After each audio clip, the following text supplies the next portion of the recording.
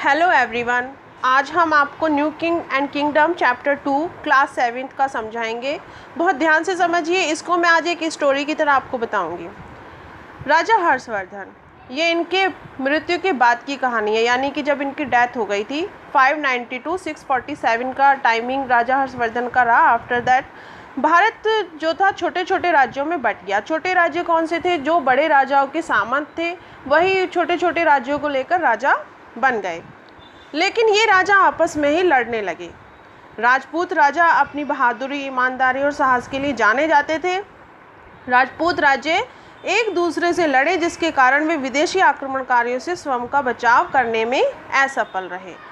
19वीं सेंचुरी में प्रसिद्ध राजपूत शक्तियाँ बंगाल के पाल, राजस्थान के प्रतिहार, गुजरात दक्कन के राजपूत प्रसिद्ध थे। वे उत्तरी भारत, नॉर्थर्न इंडिया के आधिपत्य के लिए, अपना कब्जा करने के लिए, विशेषकर ऊपरी गंगा की घाटी के लिए, ये उनका एरिया है। गुर्जर, प्रतिहार, पाल्स, राजपूत लड़ाई क्यों करते थे? कन्नौज के लिए। और कन्नौज जो था गंगेटिक वैली में था, गंगा की घाटी में।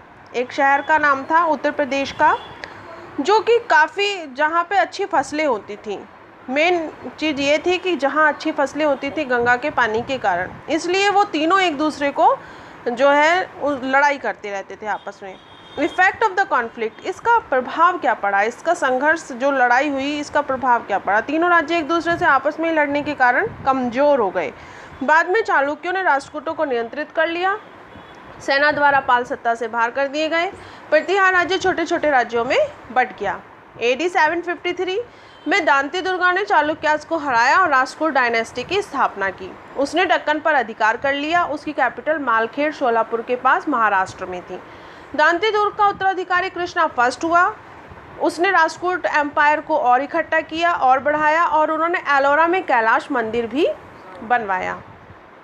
इसके बाद राजा ध्रुव, अमोघ वर्ष और कृष्णा थर्ड हुए, और कृष्णा थर्ड की मृत्यु के बाद राष्ट्रकूट पावर खत्म हो गई। अब आए पाल। पाल राज्य 750 AD में किंग गोपाल द्वारा स्थापित किया गया। इसके उत्तराधिकारी धर्मपाल, जिन्होंने इतना एक्सटेंड किया अपने राज्य को। उसके बाद देवपाल ने इतना एक्सटेंड किया, और 1204 में बख्तियार खिलजी ने सेना डायनेस्टी पर अपना कब्जा कर लिया, और सेना डायनेस्टी ने बंगाल के ईस्टर्न पार्ट में कुछ समय अपना राज्य चलाया। नालंदा यूनिवर्सिटी, धर्मपाल ने नालंदा यूनिवर्सिटी में सुधार कराया और विक्रमशिला यूनिवर्सिटी को स्थापित किया। देवपाल ने गया में प्रसिद्ध महाबोधि मंदिर बनवाया। नेक्स्ट, गुर्जर प्रतिहार। किंग नागभट्ट ने अरबों को हराकर 738 AD में गुर्जर प्रतिहार डायनेस्टी की स्थापना की। किंग भोज, राजा भोज, जिसका टाइमिंग 836 to 885 था, इस डायनेस्टी का महान शासक था। उसने अपना शासन पूर्व में बिहार और पश्चिम के कठियावाड़ तक फैलाया। कन्नौज काफ़ी लंबे समय तक उसकी राजधानी रही। उसके पुत्र महेंद्रपाल ने उत्तरी बिहार के कुछ हिस्से अपने राज्य में जोड़े। महेंद्रपाल के उत्तराधिकारी कमज़ोर थे। 1019 ईस्वी में मोहम्मद गजनी ने कन्नौज पर आक्रमण किया, जिससे जो है प्रतिहार राज्य के पतन होने के बाद 4 राज्यों का उदय हुआ। अजमेर के चौहान, बुंदेलखंड के चंदेल, गुजरात के सोलंकी और मालवा के परमार। उन्होंने कन्नौज में सुंदर इमारतें और मंदिर बनवाए। अपने राजदूत को बगदाद भेजा, जिससे कि Indian philosophy, science western Asia में फैलाया गया, और मैथमेटिक्स को, ये इंडिया के जो सब्जेक्ट थे उनको बढ़ावा मिला। ये सब गुर्जर प्रतिहार ने कराया। नेक्स्ट बात करेंगे चौहान। चौहान प्रतिहार, परमार व चालुक्यों के सामंत प्रधान थे, जिनके एक प्रसिद्ध चौहान राजा थे पृथ्वीराज, जिनको राय पिथौरा के नाम से भी जानते थे। उसने अजमेर से दिल्ली तक अपना साम्राज्य फैलाया, और 1191 AD में तराइन के मैदान में मोहम्मद गौरी के साथ युद्ध किया, जिसमें पहली बार तो वो जीत गए, लेकिन दूसरी बार उनको, पृथ्वीराज चौहान को, मार दिया गया 1192 AD में। इस लड़ाई के बाद भारत के उत्तर हिस्से में तुर्किश राज्य की स्थापना हुई। Administration of the Rajput kingdom, कई राजपूत राजाओं ने हाई साउंडिंग टाइटल्स ग्रहण किए, जैसे महाराजा धीराज, राजाओं के राजा, त्रिभुवन चक्रवर्ती, तीनों संसार का मालिक। लेकिन वास्तव में 3 कारणों से इन राजाओं की पावर सीमित हो गई।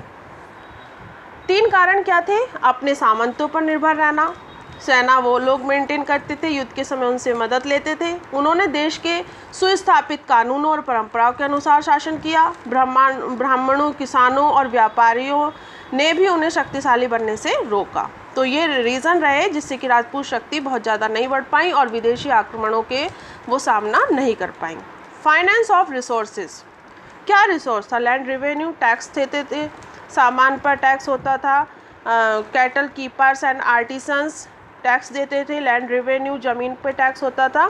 Land revenue was usually 1/6 of the produce of the land, यानी कि अगर आपका 6 बोरे अनाज हुआ है तो 1 बोरा आपको सरकार को देना होता था, 1/6। लगान का इस्तेमाल राजाओं के परिवार और मंदिर, किले की मेंटेनेंस में लगाया जाता था। इकोनॉमिक कंडीशन क्या थी? मुख्य रोजगार उनका एग्रीकल्चर था। भारत व्यापारिक संबंध वेस्ट एशिया और साउथ एशिया से था भारत का। एक्सपोर्ट क्या करता था? मसाले, मेटल वर्क, वुड प्रोडक्ट, लकड़ी का सामान, precious stones,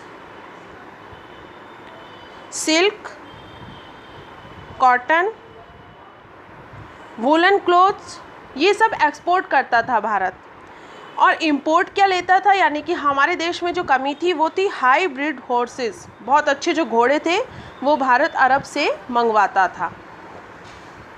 education and learning, education केवल उच्च जातियों तक सीमित थी, यानी कि जो बड़े बड़े राजा, महाराजा, ब्राह्मण वो वही तक सीमित थी, उन्हीं को एजुकेशन दी जाती थी। सब्जेक्ट में मैथमेटिक्स, ग्रामर, फिलोसफी और रिलीजियस टेक्स्ट पढ़ाए जाते थे।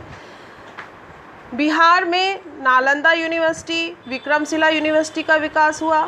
कल्हण रोड राजतरंगिणी इन संस्कृत। रिलीजन बुद्धिज्म ख़त्म हो रहा था। ज़्यादातर राजा इस समय हिंदू धर्म को मानने वाले थे, जो विष्णु, शिव और माँ शक्ति की पूजा करते थे।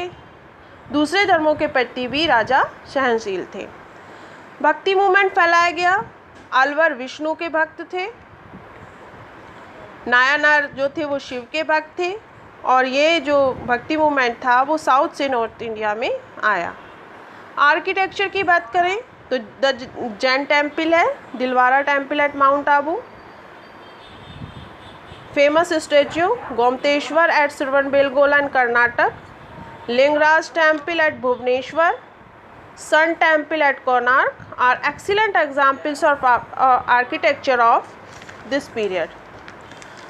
Society caste system was gradually becoming rigid.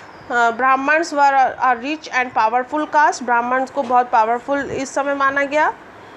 Women को of the upper classes were given good education. जो अपर क्लासेस की वुमेन थी उनकी एजुकेशन बहुत, उनको स्वयंवर का अधिकार था, अपने हस्बैंड को चॉइस करने का अधिकार था. Turkish invention, Mohammad Ghaznavi, 10th century के बाद तुर्किश पावर का उदय हुआ. सेंट्रल एशिया में एक तुर्किश राजा था गजनी, महमूद था गजनी का. उसने सुना कि भारतीय मंदिरों में बहुत धन है. महमूद जो 998 ईस्वी में गजनी के सिंहासन पर बैठा, वह अक्सर भारत को लूटने लगा. AD 1000 से AD 1025 तक उसने भारत पर 17 बार आक्रमण किया. उसने मथुरा, कन्नौज के मंदिरों को लूटा और 1025 में गुजरात के सोमनाथ मंदिर को भी लूटा. बहुत सारा धन, गहने, कीमती डायमंड और यहाँ तक कि वह सोमनाथ मंदिर का गेट तक गजनी ले गया. इसके इफ़ेक्ट क्या पड़े? महमूद गजनी के जो रेड उसने डाली उसका इफ़ेक्ट पड़ा कि एनेक्सेशन ऑफ मुल्तान पर कब्जा कर लिया. प्लंडर एंड लूट, हज़ारों लोग उसमें मारे गए. Beautified the city of Ghazni, उसने गजनी सिटी को ब्यूटिफाइड किया, उसे बहुत अच्छा बना लिया. बहुत सारे लोग इंडिया में आने लगे, सिपाही, व्यापारी, जो कर्मचारी, जो लोगों को काम चाहिए था. और 1030 में महमूद की डेथ हो गई. महमूद की मृत्यु के बाद 150 वर्षों तक विदेशी आक्रमण से भारत मुक्त रहा. मोहम्मद गौरी इन्वेंशन, मोहम्मद गौरी के अमले मोहम्मद गौरी अफगानिस्तान में एक छोटे से राज्य गौर का शासक था. AD 1173 में उसने गजनी पर कब्जा किया और फिर भारत की तरफ मुड़ गया। भारत पर हमला करने का उनका उद्देश्य महमूद ऑफ गजनी से अलग था। उसने लूटना नहीं था, उसे भारत को जीतना था। 1191 में पृथ्वीराज चौहान के साथ तराइन का युद्ध हुआ। पृथ्वीराज चौहान दिल्ली और अजमेर का राजा था और दूसरे 1192 में पृथ्वीराज मारा गया। कुतुबुद्दीन ऐबक मोहम्मद गौरी का जनरल था, दास था एक तरीके से। 3 या 4 सालों में उसने अपने साम्राज्य को मथुरा, ग्वालियर, बुंदेलखंड, मालवा तक फैला लिया, क्योंकि जब गौरी विजय प्राप्त हो गई, पृथ्वीराज चौहान मारा गया, तो वो अपना शासन यहाँ पर कुतुबुद्दीन ऐबक को देकर चला गया। गौरी का दूसरा जनरल था बख्तियार खिलजी। बख्तियार खिलजी ने बंगाल और बिहार पर विजय प्राप्त कर ली। धीरे धीरे इंडिया को उत्तरी भाग पर तुर्किश आक्रमणकारियों ने अपना कब्जा कर लिया। AD 1206 में मोहम्मद गौरी मारा गया और उसका सारा राज्य उसके जनरल्स के हाथों में बट गया, क्योंकि उसका कोई बेटा नहीं था। गजनी में उनका दूसरा जनरल था अलाउद्दीन। उन्हें सफलता मिली गजनी में। इंडिया में कुतुबुद्दीन ऐबक ने एक नए राजवंश की नींव रखी, जिसे गुलाम राजवंश कहा जाता है। राजपूतों के हारने के कारण क्या थे? डिसयूनिटी, राजपूतों में एकता नहीं थी। तुर्किश जो घोड़े का यूज़ करते थे, वो घोड़े बहुत ही एकदम जल्दी से घूम जाने वाले बहुत अच्छे घोड़े थे, लेकिन राजपूत हाथियों का यूज़ करते थे, जिससे कि उनकी सेना में इतना अच्छा प्रदर्शन नहीं कर पाए। राजाओं की कोई स्थायी सेना नहीं थी। तुर्की आक्रमणकारी भारत में राष्ट्रीय चेतना जगाने में विफल रहे। जनता का राजाओं के साथ कोई खास सहयोग नहीं था और इस प्रकार जो था भारत में तुर्किश राज्य फैल गया। इन द लास्ट आपको एक क्वेश्चन का आंसर देना है कि किसने अपने राजदूत को बगदाद भेजा और जिससे कि वेस्टर्न एशिया में इंडियन फिलॉसफी, साइंस, एस्ट्रोनॉमी और मैथमेटिक्स को बढ़ावा मिला। इसका आंसर आप देंगे कमेंट बॉक्स में। Okay, thank you very much.